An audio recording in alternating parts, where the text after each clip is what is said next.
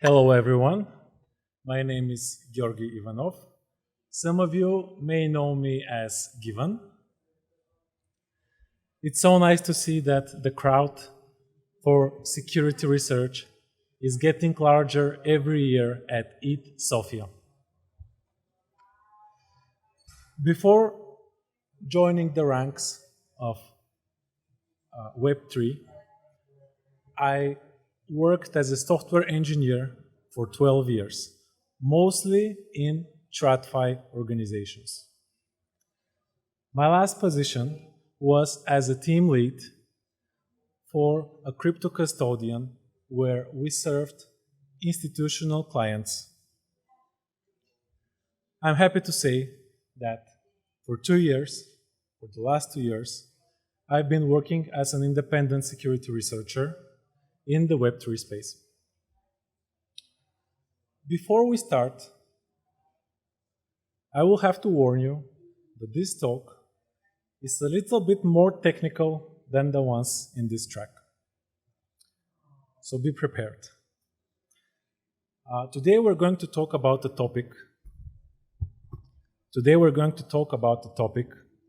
that new security researchers might find challenging, namely auditing large code bases. Often, the biggest constraint is time. You might enter a contest late, or, for example, it happens that your client doesn't have enough budget to do the full duration of an audit. So, my hope is that after the end of this talk, you will have some items to put in your auditing toolbox for your next security audit. Okay.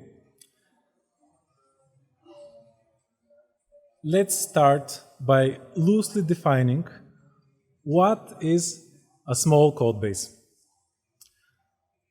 There is no concrete definition, but I would say that it's no more than 1,000 lines of code. It has 0 or 1 integrations with another protocol. It also has at most 2 or 3 more complex functions for you to look into.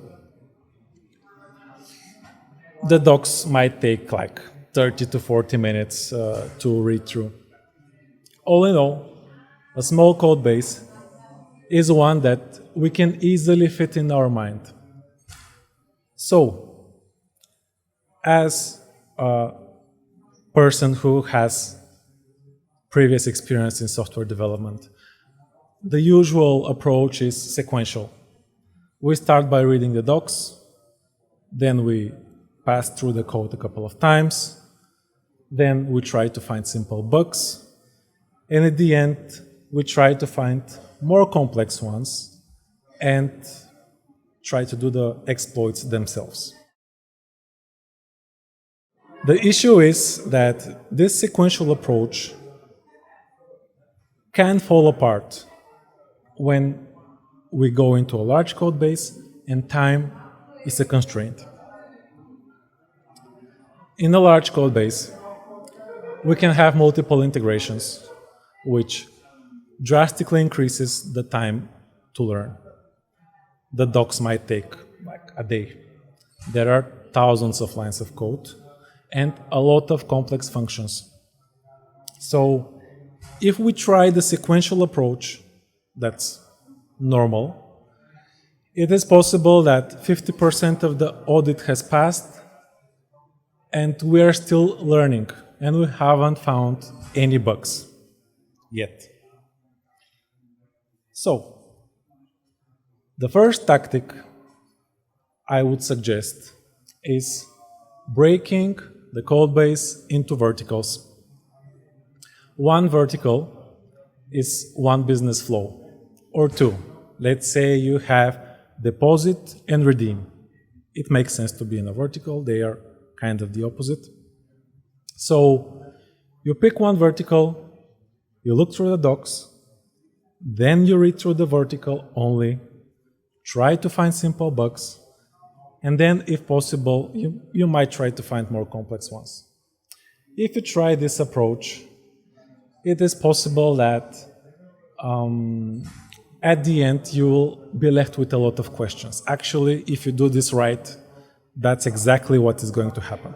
You will have a lot of questions, so please write them down and we'll use them later.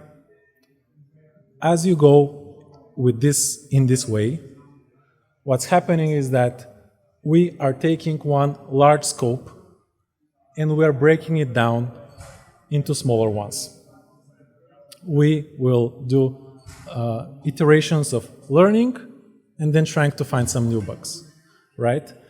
And not try to do everything all at once, which might become counterproductive at some point. The best auditors that I know take this approach to an extreme. They omit reading the docs part. They go straight into the code. Read the code a couple of times, try to find simple bugs, then trying to find complex ones. Okay? And as you go, you will start to notice, okay, there are some adjacent flows. Once you have finished with one, continue with the other. Tactic number 2 is something that I call derived by, changed by diagram. This is the part where it becomes a little bit technical, so we'll see some code. The best way to explain it is just to show a simple example. We have an equation, total amount equals staked minus slashing. This doesn't come from a protocol, it's just for an example, right? So every variable in this equation can be modeled as being changed by something or being derived by something else. Let's see how this works for this equation. The staked variable is changed by stake and withdraw functions. The slashing is derived by slashed plus pending slash. So just on level 1, we can see some interactions and certain questions pop into our mind. For example, stake and withdraw seem like are touching the same state, meaning they're probably the opposite. Maybe withdraw has to undo what staking has done, minus fees and plus some profit. So we have to check how these two functions interact.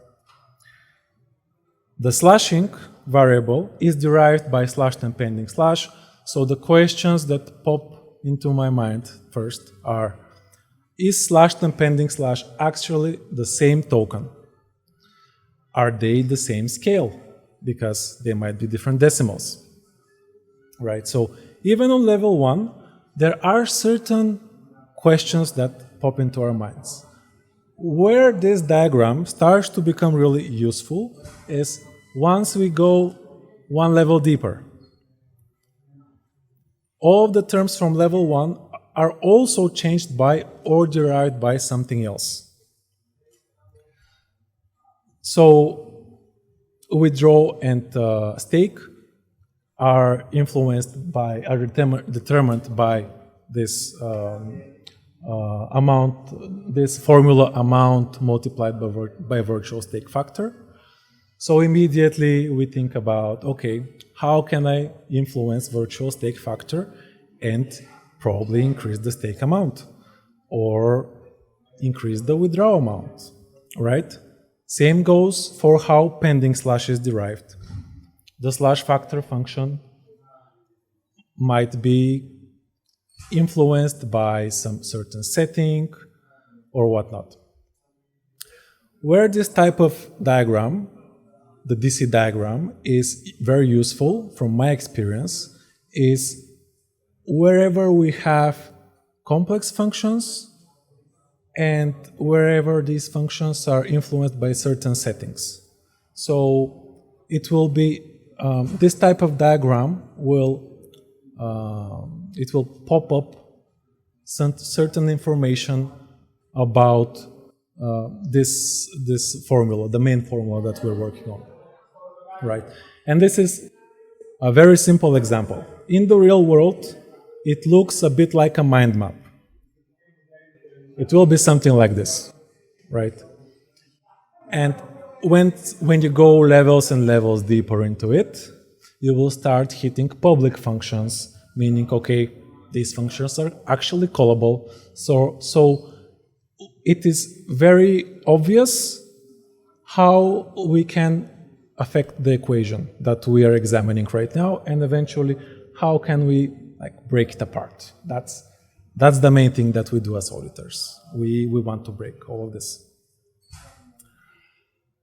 Okay, so tactic number 3, focusing on the right bugs.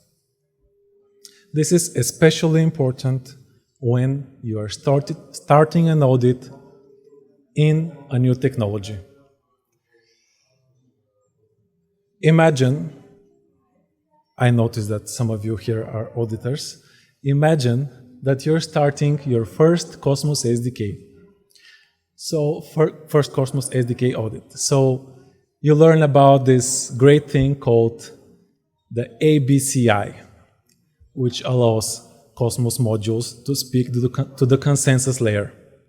So, it brings a lot of complexity into the system, and it's something new and shiny, and we don't have this in the EVM. So your first instinct might be, okay, let me go and see how this works, and all of a sudden you have spent like 2 or 3, 4 or 5 days only on this part of the code. There are other parts of the Cosmos SDK, like the interchain block communication protocol, where it's a multi-chain, tokens can go from one chain to another, NFTs can be transferred, so very complex, right? And time-consuming to learn. So here, what's important is that we prioritize our time. What are the parts of the protocol that will yield us most of the bugs?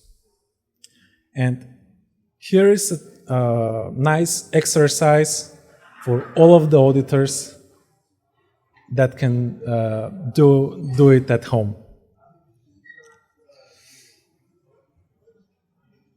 You can go back into all of your previous contests and audits and try to categorize all of your bugs.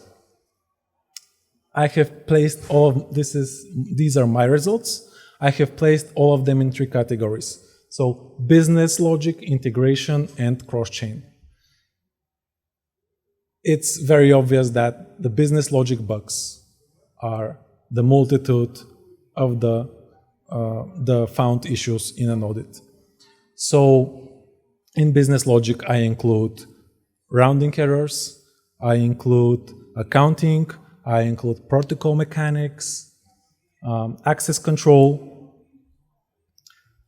So it doesn't matter what you audit on. These are the parts of the code or the code that you need to focus on first. I'm not saying that the IBC doesn't contain any bugs. It probably does. But you have to prioritize and start with the thing that's most important. In this diagram, the integration is 90%, and there I include ERC20 token standards and integration with other protocols. And cross-chain bugs are only 4%. Even though cross-chain bugs are very interesting, very devastating when they happen, they don't pop up as often. It's just the nature of the protocols that I have audited, at least. Okay, so if you enjoyed this talk, you like the topics, and you would like to participate in discussions similar to this one, I am organizing a weekly meeting for auditing professionals. You can find me on X, drop me a message, and I can tell you how you can participate. We share various bugs, findings, we discuss hacks, exploits, and everything related to the auditing profession. Thank you.